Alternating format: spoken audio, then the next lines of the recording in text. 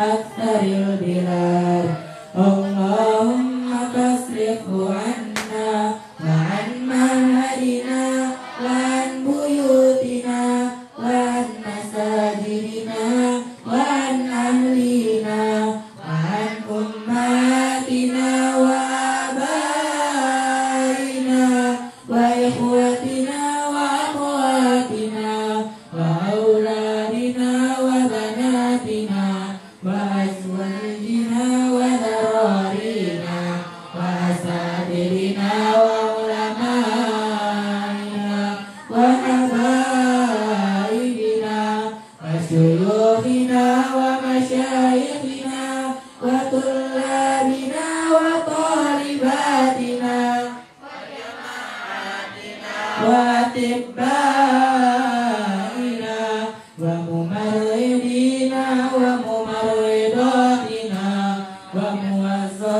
بنا وموظفاتنا ومساهمينا ومساهماتنا وبلادنا وكل بلاد المسلمين وجميع المسلمين والمسلمات والمؤمنين والمؤمنات في كل مكان وزمان فيا قاضي الحاجات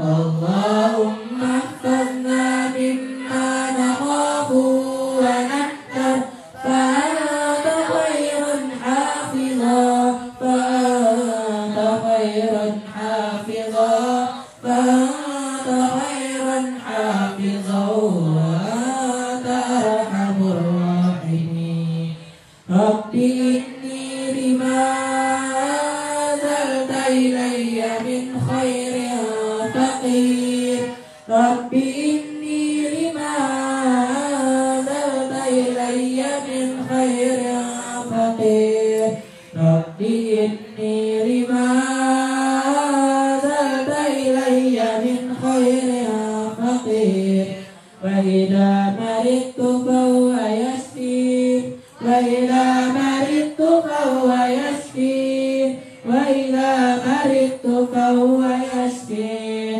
سلام على نوح في العالمين سلام على نوح في العالمين سلام على نوح في العالمين اللهم لا يأتي بالحسنات إلا أنت ولا يدفع السيئات إلا أنت ولا حول ولا قوة إلا بك اللهم لا خير إلا خيرك ولا طير إلا طيرك ولا إله غيرك لا إله إلا أنت سبحانك إني كنت من الظالمين اللهم إنا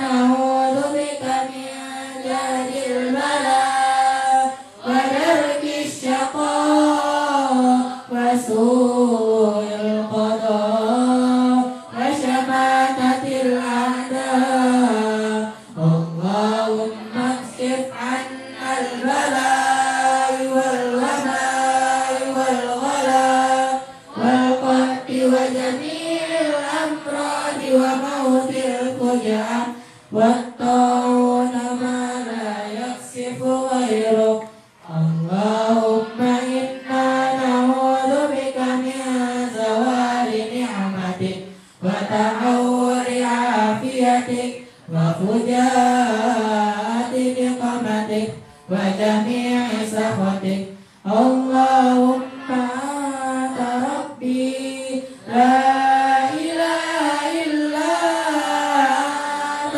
خلقتني وأنا عبدك وأنا على عهدك ووعدك ما استطعت أعوذ بك من شر ما صنعت أبوء لك بنعمتك علي وأبوء بذنبي فاغفر لي فإنه لا يغفر الذنوب إلا أنت اللهم طول أمورنا وصحح أجسادنا ونور قلوبنا وثبت إيماننا وأحسن أعمالنا ووسع أرزاقنا وإلى الخير قربنا وعن شر أبعدنا وخير وعدنا في الدين والدنيا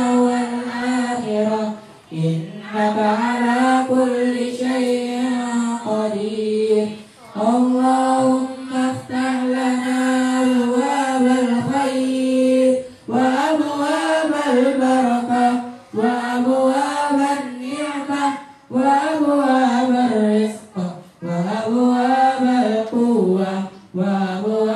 الصحة وأبواب السلامة وأبواب العافية وأبواب الجنة اللهم افتح لنا أبواب الخير وأبواب البركة وأبواب النعمة وأبواب الرزق وأبواب القوة وأبواب الصحة وأبواب السلامة وأبواب العافية وأبواب الجنة اللهم افتح لنا أبواب الخير وأبواب البركة وأبواب النعمة وأبواب الرزق وأبواب القوة وأبواب الصحة وأبواب السلامة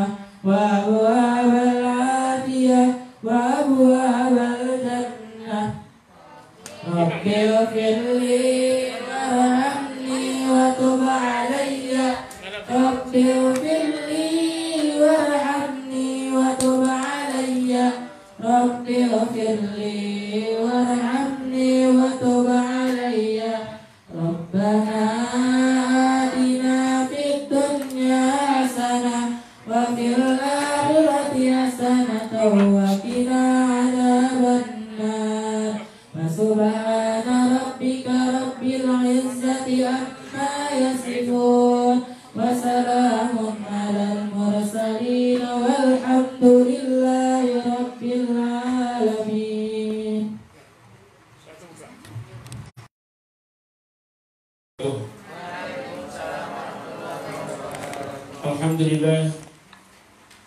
Alhamdulillah wa kafa wassalatu wassalamu ala nabiyil mustafa wa ala alihi wa sahbihi wa ala sidqi wal wafa wa ba'd. Faqad qala Allah ta'ala fi kitabihil karim a'udzu billahi minasy syaithanir rajim bismillahirrahmanirrahim wa idh ta'adzana rabbuka la in syakartum la azidannakum wa la in kafartum inna 'adzabi lasyadid. Shadaqallahul 'azim. Allahumma arhamna bil Qur'an. Ibu-ibu yang di rumah, bapak yang sedang berzikir setelah subuh sambil menunggu syuruk, anak-anakku para santri, ikhwan akhwat yang saya sayangi, alhamdulillah, syukur kita kepada Allah Subhanahu wa taala. Pada subuh hari ini kita masih diberi kekuatan untuk selalu melaksanakan aktivitas yang mendekatkan kita kepada Allah Subhanahu wa taala, dan di antaranya adalah menuntut ilmu dengan serius, sungguh-sungguh, ya, ditandai dengan keinginan kuat, melawan ngantuk, lalu mengikuti dengan kitab, mencatat baik itu yang penting-penting dari yang diajarkan maupun mencatat apa yang akan dipertanyakan nanti.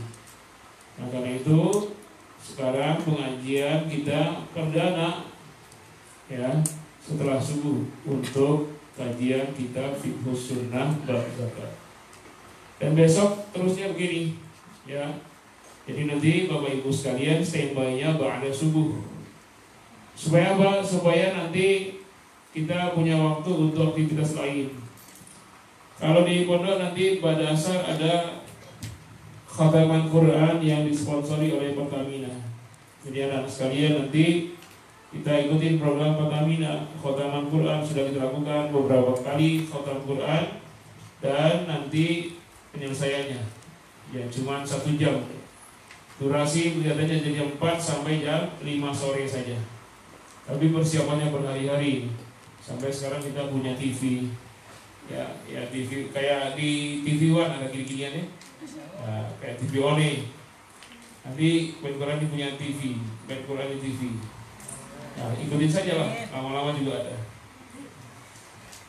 Salawat dan salam semoga selalu terlimpah dan tercurah buat junjungan tercinta Nabi Muhammad sallallahu alaihi wasallam, yang telah mengajarkan kita untuk selalu, ya, istiqomah di jalan Allah Subhanahu wa taala, melaksanakan perintah Allah, menjalankan tuntunan Rasulullah. Dan di antaranya terkait dengan pengelolaan harta. Dan Islam menjadikan perkara ini sebagai rukun Islam, yaitu dalam bentuk zakat. Nah, kita sudah bahas bab zakat sampai bab tanaman dan buahan. Sudah kita bahas tentang wajibnya zakat pertanian, ya zakat tanaman dan buah. Juga jenis-jenis yang dizakati sudah disebutkan dalam hadis Nabi, 4 atau 5 yang disebutkan dalam nas, yaitu hintah, gandum, wasyair, padi, dan tamar, kurma dan zabibu. Ini tidak ada khilafiyah soal wajibnya zakat 4 jenis makanan ini. Terdapat khilafiyah karena Islam berkembang. Ternyata di tempat lain ada juga makanan-makanan yang dikonsumsi orang selain 4 jenis ini. Ya. Karena itu maka pemikiran para ulama berkembang. Oh, kalau begitu, ya, apakah hadis Nabi itu yang dipentingkan dari hadis itu adalah zat yang disebutkan dari hadis itu, atau ilahnya? Kalau zatnya nggak bisa kata lain, sudah itu sajalah. Ya, gandum, padi, kurma dan anggur. Lalu pertanyaan, bagaimana kalau negeri tidak ada kurma, tidak tumbuh padi, tapi di situ mereka makan ubi-ubian di Afrika misalnya atau di tempat lain? Nah, bingung apakah ada zakat atau tidak, sementara di hadis nggak disebut. Nah, maka mereka berpikir, oh kalau begitu isyarat hadis itu ilatnya menunjukkan yang dimaksud hintoh, syair, tamar dan zabib adalah makanan pokok, futun. Nah, kalau begitu seluruh makanan pokok apa saja, walaupun bukan gandum, padi atau kurma atau anggur, maka kena zakat asal dia makanan pokok. Maka berkembanglah terjadi khilafiyah. Ternyata tidak saja berbicara soal makanan pokok. Pokoknya lafaz tersebut menunjukkan bahan pangan. Nah, kalau bahan pangan tidak hanya beras, jagung, umbi atau apapun yang dimakan orang, tapi terkait dengan sampingannya. Terkait dengan kalau kita 9 bahan pokok, terkait dengan gula, oh kalau gitu kena zakat dah. Terkait dengan minyak, terkait dengan ya lain-lainnya, maka berkembanglah pemikirannya. Sama penunjukannya, sama hadis yang sama, tapi dalam pemahaman yang berbeda. Ada yang menyempitkan pemahaman, ada yang meluaskannya. Dan ketika meluaskan pemahamannya, maka berkembanglah zakat tersebut dan terjadilah khilafiyah. Ini penting sekali saya jelaskan kepada anak-anak. Kenapa dalam banyak atau bukan banyak ya, ada beberapa hal dalam ajaran fikih itu ada khilafiyah, muncul mazhab-mazhab. Jangan dikatakan mazhab ini sesat, mazhab ini yang benar, jangan. Karena keseluruhannya itu berlandas pada Al-Quran dan Sunnah. Tapi karena adanya perbedaan pemahaman, perbedaan tradisi sebuah daerah, atau berkembangnya cara konsumsi, maka atau berkembangnya jenis-jenis yang dimakan, nanti orang bisa buat olahan dari yang lain. Bahkan di daerah lain ada yang meneliti bagaimana yang sudah dikeluarkan bisa jadi makanan lagi. Jadi bikin proyek penelitian supaya nanti kalau terjadi kelangkaan pangan tidak perlu lagi mencari yang lain. Tahu maksudnya? Jadi yang sudah keluar itu diolah lagi, ya, disterilisasi sehingga racunnya tidak ada lagi, lalu rasanya pun berubah lagi, itu dikonsumsi lagi. Jadi nggak perlu nunggu padi panen, jagung panen, kurma panen, tidak usah lagi. Sudah ada penelitian, itu proyek besar di Jepang. Ya, bagaimana membuat yang bakteri semua ini ya, supaya steril, tidak bakteri tapi sehat. Gimana? Diteliti. Kenapa? Karena memang kotoran itu ternyata bisa membuat tumbuhan lebih subur. Nah, kenapa manusia tidak bisa? Ya kan? Jadilah namanya pupuk kandang dari bekas itu. Ya, kalau sekarang lagi dikembangkan biogas dari zat buang. Jadi bikin apa untuk energi dari gas, dari tai sapi. Indonesia disuruh. Jadi ini kita sebenarnya apakah ini ilmu pengetahuan atau kita dikibulin ya? Jadi kita sudah punya gas kita banyak. Satu blok Natuna saja itu gas kita terbesar se-Asia. Satu blok aja nih. Belum tambah blok Cepu, belum blok Mahakam, belum blok Arum, ya. Satu blok Natuna saja itulah yang diperlukan oleh Cina sekarang, mau dirampok sama Cina ini. Blok Natuna itu. Gasnya aja terkaya se-Asia. Tapi ibu-ibu susah cari gas mahal. Padahal itu di sana dibuang-buang saja. Kan di pengeboran offshore itu di laut itu kan ada api di atas kan? Itu buang gas, itu bakar gas. Karena energinya kebanyakan. Sudah dipakai untuk listrik semua di offshore itu, kelebihannya banyak, itu dibuang sana. Tapi kita bayarnya mahal, ibu-ibu beli gas mahal. Gas kita besar, lalu mereka bikin penelitian, oh ternyata bisa bikin gas dari tai sapi. Maka kita dikasih penghargaan. ITB, IPB, coba teliti bagaimana tai sapi bisa bikin untuk kompor gas. Nah, senang-senang kita disuruh pakai tai yang sebenarnya gas punya kita diambil semua sama dia. Ya, itu yang dilakukan oleh Konokopilis, Premier Oil, ya Petrocina, yang mereka mengeruk minyak dan gas Indonesia. Gas kita diambil semua. Yang kita disuruh pakai tai sapi untuk gas. Pakai masker, pakai. Enggak masker. Jadi itu harus, makanya kalian yang nanti memegang kendali negeri ini, mana yang milik kita gunakan sebesar-besarnya untuk kemakmuran rakyat. Gas kita sudah ada, ngapain pakai? Yang tidak punya gas itu yang pakai tai sapi itu. Yang tidak punya gas yang ini, nah coba suruh dia itu teknologi tai sapi pakai untuk gas mereka. Ya? Jadi kita tetap memakai yang sudah Allah berikan. Tapi kan sekarang diiming-iming, itu kan ilmu pengetahuan, kita lebih hebat kalau pakai tai sapi, enak, energi yang ramah. Iya betul, itu bagus. Bagi orang-orang di desa aja itu yang ada peternakan sapi Bali itu, banyak tainya itu untuk gas dikumpulkan, nanti sisa tainya itu untuk pemupukan. Nah itu teknologi bagus. Tapi yang kita sudah punya gas, yang belum punya gas itu suruh ya. Gas kita diambil, kita suruh pakai tai sapi. Kita pakai gas kita, yang teknologi ini juga kita kerjakan sebagai ilmu pengetahuan. Tolong catat ini, saya tanyakan semuanya. Yang tidur-tidur tuh coba pertama kali ini saya tanyakan. Ini bagaimana mau memegang masa depan? Pengajian aja lawan ngantuk nggak kuat, hah? Main memegang dunia gitu.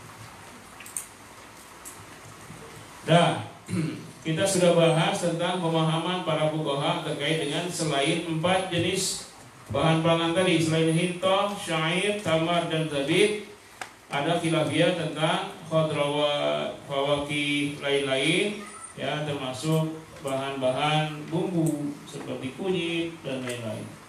Ada 6 pendapat para ulama di situ. Jadi kalau kita tanya kok banyak khilafiyahnya, enggak ada.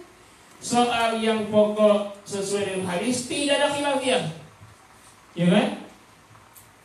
4 komoditi itu, padi, gandum, kurma, anggur, tidak ada khilafiyah. Lalu terjadi khilafiyah pada selain yang disebut oleh hadis Nabi. Nah itu, jadi kalau kita mau memahami secara keseluruhan para ulama mazhab, kata 4 mazhab Syafi'i itu dari keseluruhan ibadah banyaklah sepakatnya daripada khilafiyahnya. Jadi jangan kita bilang banyak sekali khilafiyahnya, Imam Syafi'i dengan Imam Malik beda mulu, Imam Hanafi dengan Imam Syafi'i beda mulu. Tidak. Dari sekian itu yang samanya banyak. Contoh sholat. Coba kita lihat sholat itu dari niat dan takbiratul ihram. Dari niat dan takbiratul ihram sampai salam, banyakkan samanya atau banyakkan khilafiyahnya? Sama niat enggak? Semuanya? Semua mazhab sama kan? Takbiratul ihram sama enggak? istiftah, baca Fatihah, surat, dan itu semua sholat kecuali subuh.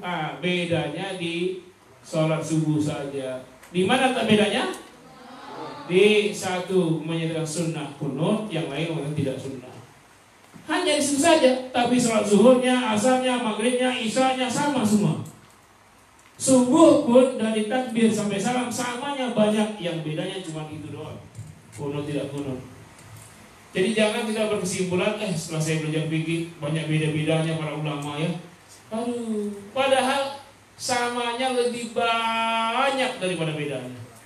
Jadi katakanlah ada misalnya 1000 item fikih, itu para ulama khilafiyahnya paling dari 1000 itu hanya 1%. Itu pun bukan yang pokok, bukan yang wajib, bukan yang rukun, tapi yang sunnah. Ada yang sebut ini sunnah, ada yang mengatakan makruh, ada yang mengatakan tidak, ini mubah. Itu saja. Seperti ini, yang diwajibkan zakat, semuanya sepakat 4 komoditi tidak ada khilafiyah. Nah, ternyata ada yang tidak disebutkan oleh hadis, maka satu mengkias, dikiaskan dengan makanan pokok, yang lain tidak mengkias sesuai dengan hadis, itu aja, jangan rubah-rubah. Akhirnya terjadi khilafiyah. Ini dulu yang harus kita pahami sebelum belajar fikih. Jelas? Catat itu. Kenapa terjadi khilafiyah itu? Nanti saya tanya langsung persatu. Lalu komposisinya, mana yang banyak? Sepakatnya atau khilafiyahnya? Dan dijelaskan. Ya tentu jawabannya banyak yang sepakat daripada yang khilafiyahnya. Ittifaqul ulama aksar min ikhtilaful ulama. Ikhtilafil ulama. Ittifaqul ulama aksar min ikhtilafihi. Nah sekarang nisabuz zakatiz zuru' wathimar, betul? Iya. Iya. Coba saya. Takaran nisab zakat ya tanaman dan buah. Itu yang di pintu sebelah. Yang di sampingnya tidur berkewajiban bangunin yang sebelah. Cubitin keluar. Saya periksa yang catatan semua ya, nanti rinciannya. Lawan, ini berjihad lawan ngantuk doang. Ketahuan berarti kalau pada subuh kalau tidur bukannya baca Quran. Coba angkat semua, tulisnya. Angkat. Tulisnya angkat. Angkat. Angkat. Sama pulpennya, bukan punya aja. Sudah ada pulpennya.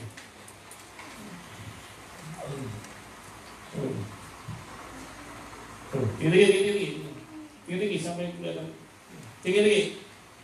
Tinggi itu pasti tinggi. Tinggi. Nah, itu sampai paling pojok tuh. Mana? Ya. Nah, nanti kalau calon ulama harus tahu sampai detail ya. Khilafiyah para ulamanya. Nisabu zakat zuru' was-thimar. Dhahaba aktsaru ahli ilmi, mayoritas para ulama ahli ilmi berpendapat ila anna zakata, bahwasanya zakat ini tanaman dan buah ya la tajibu fi syai'in, ya la tajibu fi syai'in minaz zuru'i was-thimar. Ya, la tajibu fi syai'in, tidak ada kewajiban sedikit pun dalam ya tanaman dan buah hatta tablugha khamsata awsaqin, kecuali sudah sampai atau sehingga sampai 5 wasaq. 5 wasaq. Ini nama ukuran di Arab, wasaq. Ya, nanti ada istilah so, wasaq ya. Nah, 1 wasaq berapa so? Nanti ketemunya kilogramnya berapa. Ya, ba'da tasdiyatiha minat tibni wal qishr. 5 wasak setelah dibersihkan dari kulit dan dari dedaknya. Kalau padi ya sudah digiling, sudah dibersihkan kulit padinya dan dedaknya, tinggal berasnya. Nah, itu ukurannya 5 wasaq. Fa ilam tusaffa bi an turikat fil kishriha. Fa yustaratu an tablugha 'ashrata awsaqin. Maka jika tidak dibersihkan ya dari kulit dan dedaknya itu, turikat fi kishriha, ditinggalkan untuk ditumbuk saja, maka disyaratkan sampai 10 wasaq. Jadi kalau misalnya bentuk padi saja baru dipanen, belum diapa-apain, maka ukuran nisabnya 10 wasaq. Saya jelaskan dulu. 1 wasaq itu 60 sok. 60 sok. Berarti kalau 5 wasaq berapa? 60 kali 5 berarti 300 sok. 300 sok. Ya, 300 sok. 1 soknya itu sekitar 2,04 gram. 2,04 gram. Berarti 300 kali 2,04 berapa? Cari. 204 kali 3 berapa? 300 kali 2,04. Kan komanya 2 angka di belakangnya. Sedangkan 300 kan 2 angka. Buang aja 2 angka 0 di 300, hilangkan komanya, jadi 204 kali 3. Berapa? Hai, berapa? 204 kali 3 612 berapa? 612. Sudah ketemu? 612. Berarti 612 kilogram. Jadi kalau hasil panennya 612 kilogram dalam bentuk beras, maka zakatnya kalau hanya mengandalkan tanda hujan, tidak ada tambahan biaya, 10%. Berapa? 61,2 kilogram. Tapi kalau masih bentuk padi, belum dikulitin, dedak-dedaknya masih ada, berapa nisabnya? Kali 2. Ya, jadi berapa katanya? Di sini berapa? Asyratu awsaq. Ya, 10 wasaq. Kalau 5 wasaq itu 612 kg, berarti kalau 10 wasaq 1224 kg.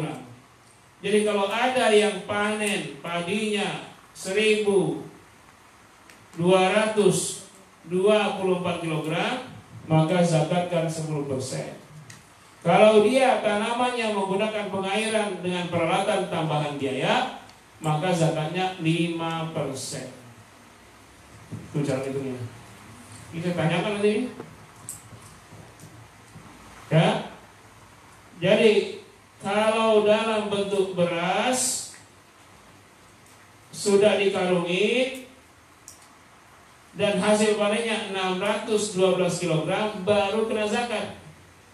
Kalau kurang dari itu tidak kena zakat. Jadi petaninya tidak berzakat kalau kurang dari itu. Kalau dia ingin keluarkan dalam bentuk padi yang belum dikulitin, masih banyak dedaknya, maka hasilnya 1224 kg baru kena zakat. Kalau kurang dari itu tidak kena zakat. Paham tuh? Nanti kalau lockdown ini jadi terus, orang banyak beralih profesi, pulang kampung semua, dia punya tanah atau dia beli tanah dengan modal yang ada dari kota, jadilah dia petani. Akhirnya banyak jadi petani nanti.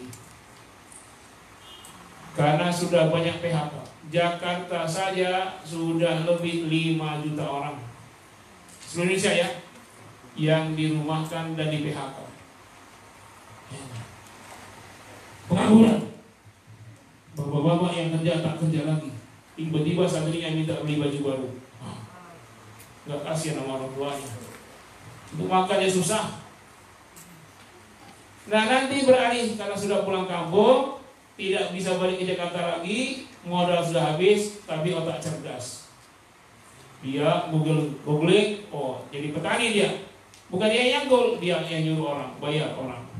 Akhirnya pertaniannya maju pesat. Akhirnya Indonesia swasembada pangan. Tidak impor lagi. Kenapa? Banyak korban PHK pulang ke kampung jadi petani. Lalu kalian ustadznya beritahu supaya Allah kasih hasil berlimpah, syukuri nikmat. Dengan cara apa? Keluarkan zakat. Berapa Pak Ustadz zakatnya? Enggak tahu saya. Pokoknya zakatnya saja lah, terserah kamu berapa. Ya udah saya berzakat 5 butir beras. Nah, itu enggak benar ya. Jadi kasih sayang Allah dan Rasul tidak semuanya dizakatin. Tunggu dulu, kalau panen hasilnya padinya cuma 500 kilo, kena zakat nggak? Nggak. Kalau untuk padi baru 1.000 1 ton, kena zakat nggak? Nah, jadi ternyata dalam Islam yang dikenakan zakat itu orang kaya yang hasilnya banyak. Sedangkan yang hasilnya sedikit, ya udahlah untuk kamu makan sajalah, nggak usah dizakatkan. Ini begitu indahnya ajaran Islam. Tidak semua ditarik, tidak seperti pajak, semua ditarik. Orang belanja dengan nilai 1.000 aja 200 rupiah itu pajaknya. Kalian beli pulpen, berapa beli pulpen? 2.500. Itu 500 rupiah itu pajak itu sebenarnya, sudah masuk ke kas negara. Jadi barang itu belum laku saja sudah ditarik pajaknya. Dari siapa? Dari pedagang yang beli, dari modalnya itu udah kena pajak. Kalau zakat begitu lembutnya, halus ya. Tidak semua. Kalau hasil panen belum sampai tidak kena zakat. Walaupun ada sebagian ulama yang mengatakan tetap kena zakat walaupun hasilnya sedikit. Itu ada, tapi ini pendapat minoritas. Mayoritas jumhur ulama menyatakan adanya nisab pertanian dan buah. Ya, tanaman dan buah. Dan sekarang lanjut ke hadisnya. Fa'an Abi Hurairah radhiyallahu anna Nabiy sallallahu alaihi wasallam qala, dari Abu Hurairah radhiyallahu anhu bahwa Nabi SAW telah bersabda, laisa fi maduna khamsati awsatin shadaqatun, tidak ada pada apa-apa yang kurang dari 5 wasak sedekahnya, zakatnya, enggak ada. Kurang dari 5 wasak tak ada zakatnya. Berarti kalau kurang 612 kilo tidak ada zakat. Dari mana tahu 612 kilo? Hitungan dari mana? 5 wasak. 1 wasak berapa? 60 sok. 60 sok. Berarti kali 5 300 sok. 3 sok. 1 sok 2,04 kilogram. Dan gram, kilogram. Kalikan berapa jadinya? 612 kilogram. Walaupun nanti kalian dapat perbedaan pendapat, ada yang bilang 599 kilo, ada yang berarti 600 kilo. Kenapa? Karena ada yang cuma kali 2 dia, 300 kali 2 600. Padahal satu soalnya itu 2,04 kilogram. Bukan 2 kilo tapi 2,04. Nah, 04-nya itu ternyata kalau 04 dikali 300 berarti 12. Berarti 3-nya kali 2 600, 04 kali 3-nya 12, jadi 612. Dari situ ya dapatnya ya. Kalau dia masih berkulit, masih berdedak-dedak, tinggal kali 2, berarti 1224 kg. Jadilah kita pulang kampung nanti ketemu, Pak Satrina, ini Bapak ini dari PHK Jakarta dulu. Ya kapan Pak? Waktu lagi corona, Bapak tidak ada kerjaan lagi tapi otak cerdas. Akhirnya dia gunakan untuk pertanian. Oh Bapak tanam apa? Saya tanam padi. Mau tanya zakatnya berapa? Oh Pak, Bapak mau zakatnya bentuk padi atau sudah digiling jadi beras? Padi aja lah, kalau kita giling lama ngitungnya ini udah pas panen. Karena kan ayatnya apa? Wa atu haqqahu yauma hasadi, saat manen. Ya kalau panennya masih padi, ya udah saya ingin amalkan Al-Qur'an saat panen. Ting, dah. Berapa? Oh, padi ya, Pak. Kalau Bapak hasilnya 1 ton, berapa tuh? 1000 kilo ya? Pas. Belum, Bapak enggak usah zakat. Oh enggak, nak. Ini Bapak ini 1,3 ton. Nah, berapa tuh? 1.300 kilogram. Berarti kerasakan nggak? Kena. Kenapa? Sudah lebih dari 1.224 kilo. Berapa sangkanya kalau 1.300? Ya. Berapa? Berapa? Tanya dulu, Pak, ketika pertanyaan Bapak cuma ngandalin hujan aja atau air sungai yang mengalir, atau pengairannya Bapak beli pipa-pipa, jaga setiap hari supaya tidak kena burung, terus hama segala macam, apa tambah uang pupuk apa gitu? Enggak, Bapak cuma tanam selesai hujan. Oh, kalau itu 10% Pak. Jadi 10% dari 1.224 kilo berapa? 121,2 122,4 kilogram. Oh enggak, Bapak ini apa? Menggunakan teknologi banyak tambahan biaya, ini pupuk ini. Oh, kalau begitu 5%. Berapa? Kali 2, bagi 2 aja tuh. Berapa? 122,4. Jadi 61,12. Ya kan? 61,12 kilo. 61,12 kilogram. Itu zakat. Wah, capek itunya. Langsung aja dibulatin. Berapa bulatinnya? 65 kilo. Jangan dibulatin 60. Ngebulatin itu ke atas. Kalau matematika kan lihat ujungnya berapa, bulatin. Kalau 61,3 bulatin jadi 61 ya. Kalau dalam zakat bukan. Walaupun 61,2 bulatin ke atas 63 atau langsung aja dilembangin 63. Maka saya tanya, zakat fitrah kok beda-beda, ada yang bilang 3 kilo, ada yang 2,5 kilo. Memang itu terjadi. Kalau dia barang zakatnya itu anggur atau kurma, itu kan ketika dimasukkan ke literan, rongganya banyak tuh, ya kan? Rongganya banyak.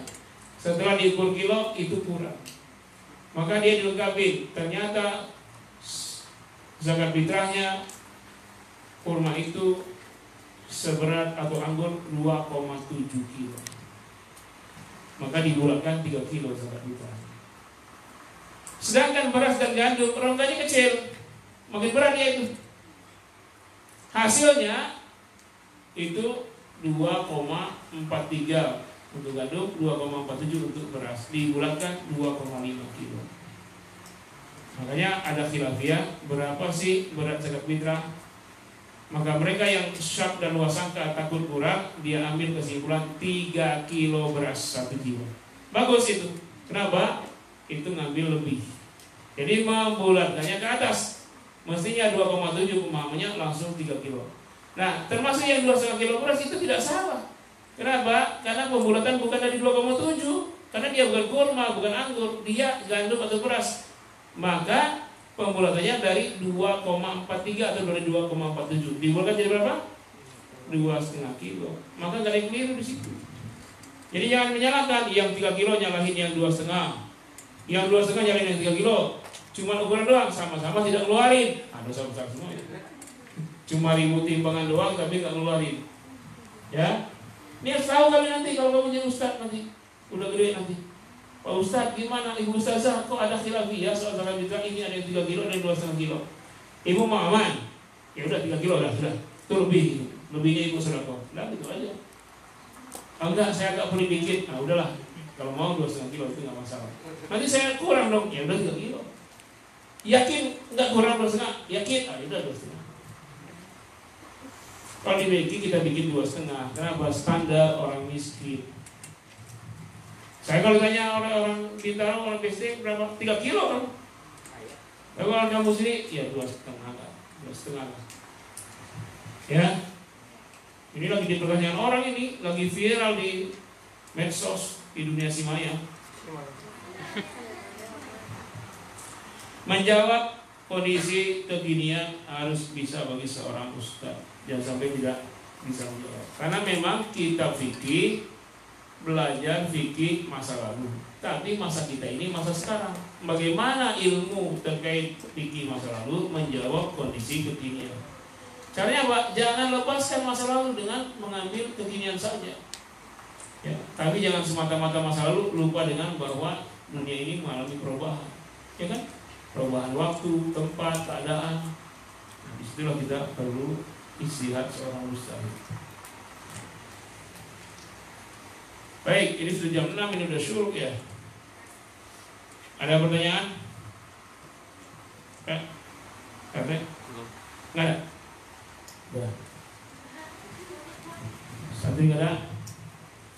Saya cukupkan itu dulu. Ini baru pemanasan untuk pada subuh, karena saya tahu perjuangan kalian itu bukan belajarnya, tapi melawan ngantuknya. Kelihatan dari wajah-wajah baru sudah makan sahur. Nanti jangan gitu lagi, dilawan ya, ngantuknya dilawan. Inilah jihad kita. Orang syahrul Ramadan, syahrul jihad. Bulan Ramadan, bulan perjuangan. Wa syahrul Ramadan, syahrul sabar. Bulan Ramadan, bulan kesabaran. Berjihad dan sabar. Ya, lawanlah ngantuk sekuat tenaga, jihad kita. Sabarlah ya, untuk istirahatnya. Jadi sabar, jangan dulu. Ini kita cuma melawan ngantuk. Orang melawan corona. Sekarang di mana-mana sudah merebak di daerah-daerah. Di Indonesia belum menunjukkan gejala turun, tapi di Malaysia, Vietnam sudah berhasil, sudah angka 0. Jadi di Vietnam sekarang tidak ada lagi penambahan corona.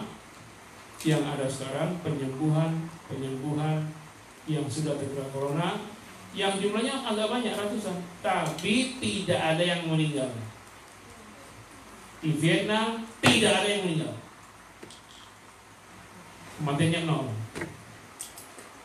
Di Indonesia angkanya sekarang 15.000, yang mati sudah 1.000 lebih, yang tertular masih banyak lagi, dan kabarnya sudah dibuka bandara, dan sekarang mau dibuka juga angkutan umum antar provinsi dan juga kereta api yang jarak jauh, walaupun penumpangnya disyaratkan lebih ketat.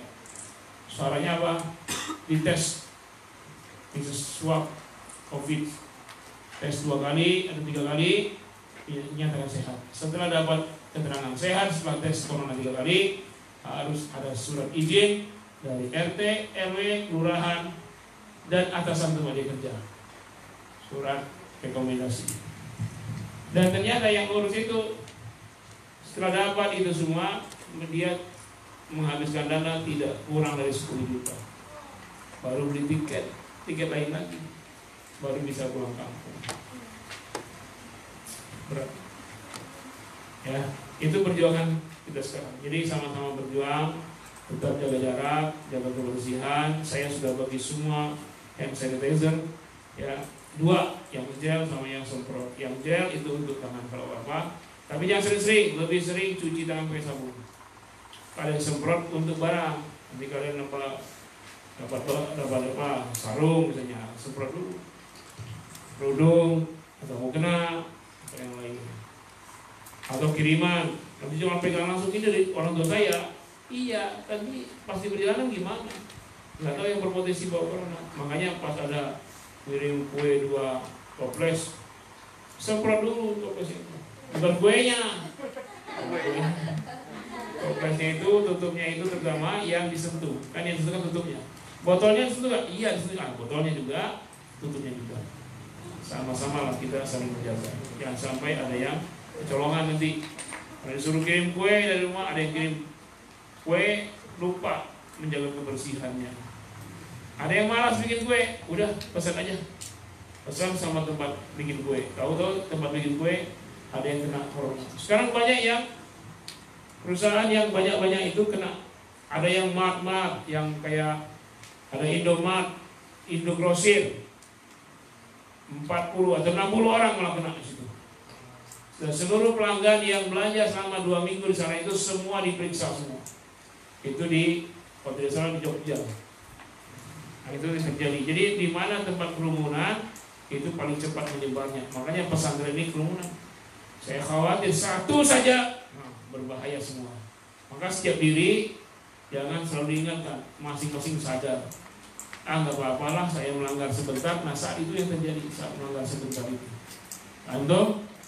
Nah, baiklah, lanjut ini ada berapa pertanyaan? Ya udah satu dari Bapaknya Abdul.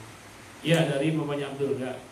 Bolehkah zakat fitrah diberikan kepada saudara kandung yang hidupnya kekurangan? Bolehkah saudara kandung dapat zakat fitrah? Boleh, berilah yang tergolong fakir atau miskin. Tapi kalau bisa, ini pasaran. Kalau kita punya, maka saudara itu kita kasih setiap saat. Zakat fitrah itu pemberian sekali setahun. Kalau bisa yang sekali ini keluarlah, fakir miskin di luar. Untuk saudara kapan? Jangan zakat fitrah yang kita makan tiap hari, berbagilah kepada saudara kandung yang miskin, yang kekurangan. Maka yang sekali ini kita oper keluar. Tapi kalau tidak ada lagi harta kita kecuali zakat fitrah itulah, dan tidak ada lagi untuk membagi saudara kandung, maka nggak apa-apa zakat fitrah kepada keluarga saudara kandung. Ini selalu saya sarankan ini. Jadi kalau kalian nanti sudah besar ingin memberi zakat, maka kalau bisa usahakan di luar keluarga. Kalau untuk keluarga, berilah yang setiap hari kita punya. Karena zakat itu sekali setahun. Kalau kita cuma ngasih sekali tahun dan hanya untuk keluarga, jadi di hari lain kita nggak ngasih keluarga dong, nggak ngasih saudara, nggak ngasih ayah, nggak ngasih ibu. Hanya sekali tahun, itu pun dari zakat. Zakat itu sebenarnya bukan punya kita, punya fakir miskin. Demikian, mari kita akhiri dengan istighfar dan doa kafaratul majlis. Astagfirullahaladzim, astagfirullahaladzim, astagfirullahaladzim. Subhanakallahumma wa bihamdika, asyhadu an la ilaha illa anta, astaghfiruka wa atubu ilaik. Wassalamualaikum warahmatullahi wabarakatuh.